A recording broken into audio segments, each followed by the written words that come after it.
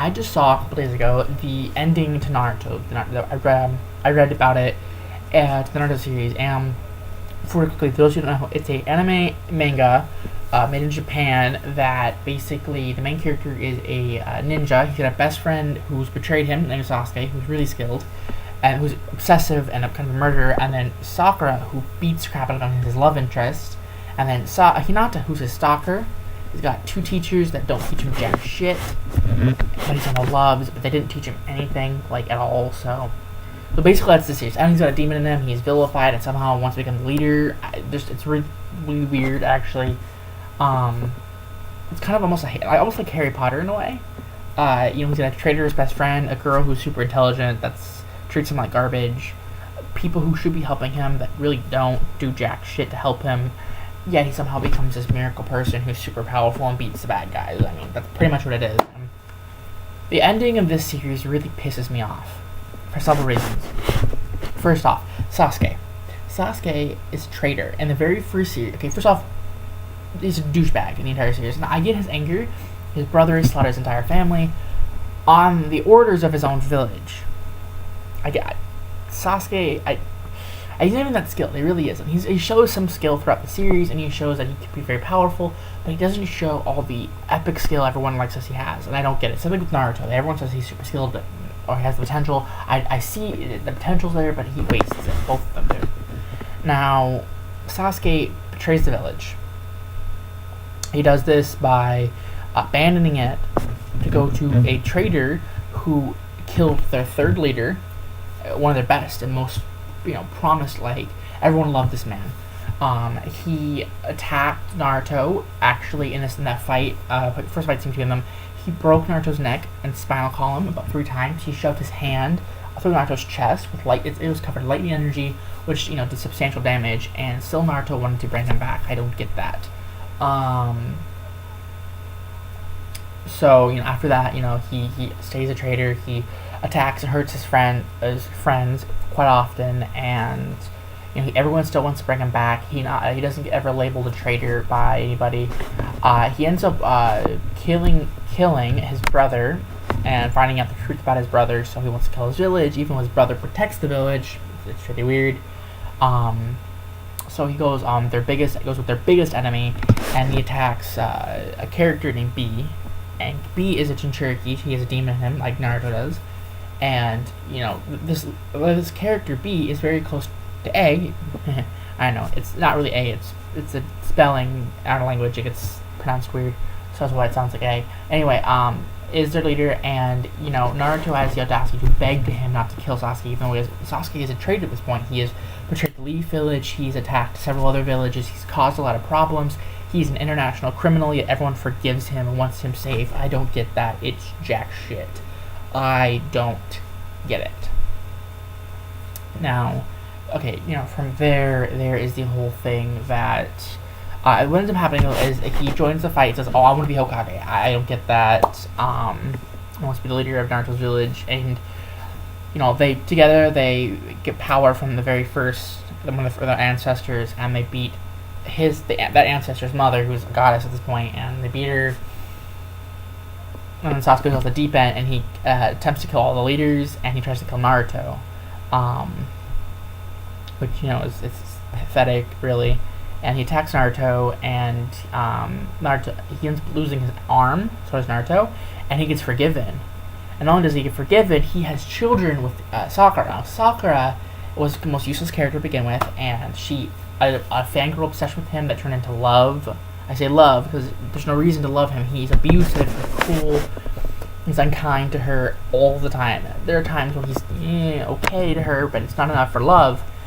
And this progresses throughout the series, and even after he leaves, she begs for him to get brought back safely, which I don't get because he attacked Naruto brutally. And at one point she tries to kill him, but she can't do it, and he attacks her, and she still loves him. And he tries to kill her. He tries to kill Naruto, who she's best friends with at this point, and her teacher, who is one of her teachers, who's a complete douchebag and taught her nothing. So I don't get that, but it's just like this whole spiel. And then again, he tries to kill the leaders. One of the leaders is Tsunade. Tsunade is very close to Sakura. They're like a mother-daughter relationship. They're very, very close, and So that's that. There's that, and then the fact that he tortures her with an illusion that forces her to see him kill her painfully. Yeah, in the end, they still get married and have children, and Sasuke is forgiven for all crimes he's committed. I don't get this. Sasuke is a mass murderer. And I say murder because it's not missions. He's just killing to get his vengeance. This is the difference. He is a psychopath. More than a sociopath. He sees the rule. He doesn't give a fuck anyway. He's delusional. He's a complete twit, and he's a horrible person. And yet, Sakura brings him back, and they become lovers. And I don't get that. I really, really don't. And then Naruto becomes Hokage. Again, I don't get this because Naruto has power, yes, but that's it. There's no finesse, no skill to it.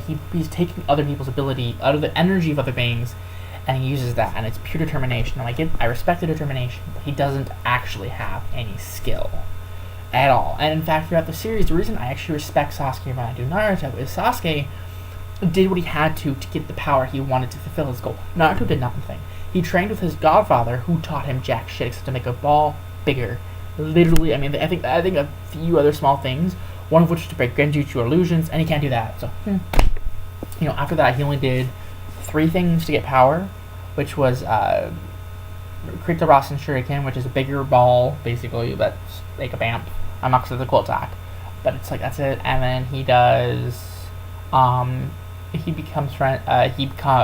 learns Sage Mode, which somehow magically makes him powerful enough to beat Nagato, and Nagato was probably one of the most powerful characters in history and the world, and there's no way. Actually, back later, he beats him, and Nagato gets resurrected temporarily, and they fight, and he fights Naruto, and Naruto's even stronger at this point, and he fights another character, B, I mentioned, and B is extremely powerful, and he kicks the shit out of both of them. It takes somebody else, Sasuke's brother, who was brought back to life, for them to survive. But it's like, seriously, I don't get that. Nagato shouldn't have died by Naruto's hands the first time. He really shouldn't have. Next, they make him leader, and he does something as a leader that really pisses me off, is that he's got the ability to create clones, so his workload is almost non-existent at this point, and yet he still has found a way to ignore his children. The same problem happened with the third Hokage to his kids, because his kids had a huge resentment for him. And Naruto knows that this time feels like, and he goes, being a ninja means enduring. And I go, no, being a ninja means killing people for money. Being a ninja means working for your village in this case. And it says nothing about enduring. And you're a piss poor father, like your father was before you, because your father was a piece of shit who sealed a demon in you and let you be abused by your village and almost like expected you to forgive everybody. I'm sorry. The whole series, it took a shit dive. And, I mean, the action was good, but the dialogue kind of sucked. And a lot of things really pissed me off. And there's more, though, that got to me. It was this almost euphoric thing. Everyone's together. Everyone's working peacefully together. What would never happen? Not with all the egos. Sorry, there's too much ego going around. The fence sitter, Anuki, fence sitter means he sits on the fence. He will go here or here depending on the situation, and he will flip in an instant to get his way. And then there's the Raikage, which is A or I or whatever, and he wants his way, and then Naruto's egotistical as it is, and the whole series just annoys me, Apple's point, and it's like the ending makes no sense. And he gets with Hinata of all people. Hinata's a stalker, she's a weakling, and she's honestly one of the most useless characters in the series. She has potential, don't get me wrong. I love using her in fanfiction to make her really powerful, but she's kind of a useless character. And there's so much that happens that doesn't make sense to me. Also, like, they make Kakashi the Hokage before they make Naruto the Hokage, until Naruto's strong enough. So I'm guessing at the time when Kakashi was Hokage, Naruto was trained politically, that Naruto used his clones to train his body to get himself up to a level where he was actually realistically powerful. He could have done that. So we don't know, but I'm assuming that it didn't happen because he's an idiot. Naruto is like one of the worst characters in history. He really is. So, yeah, that's my rant about the new Naruto, the end of the Naruto series. There's a movie coming out calling Naruto, it's called, I think, Naruto the Last Movie. And basically what's happening is the Sage Paths, the one who gave Naruto all the power, him and Sasuke, he had a brother, who, after they sealed their mother away, went to the moon with his tribe. His tribe from a different different dimension, which explains their weird appearance, which is gray skin, dark red hair, and horns. His mother's being the most prominent, and that came off of a Japanese story about the people living in the moon and the celestial maiden, so that actually does make sense. I think I'm going to do another video at another time about the symbolic Shinto references they put in the series, because they put a lot of them. They really do. So yeah, tell me what you guys think. Put it in the comment section below. What you like about Naruto, what you don't like about Naruto, how you feel about this new ending, how you feel about whatever. Oh, and real quickly, I was saying that on the moon, somebody comes down, tries to kill humanity. Obviously, it's like 5 or 10 or something like years later. I don't really care at this point. So it's like, yeah, and I will put a link to the Wikia where I got this from, and it's accurate. The whole series is actually on that Wikia, and it is accurate. I've checked it. I've referenced everything. Well, everything, but everything about this particular part. So click on there if you like it. I will put a thing below in the description box about a fanfiction I've written called Shatter Views, where I can OC a civilian born with the telepathic abilities, and how he deals with the world, how he deals with the Naruto world, without all of the backups and ridiculous reprieves that the characters get. Like Naruto being able to disrespect the Hokage and not get in trouble when they're a militaristic society, and in reality, Naruto would probably be executed or disciplined quite harshly. So, yeah, I'm going to put that below. Hit the subscribe button, tell me what you feel, and I will see you guys later. Bye.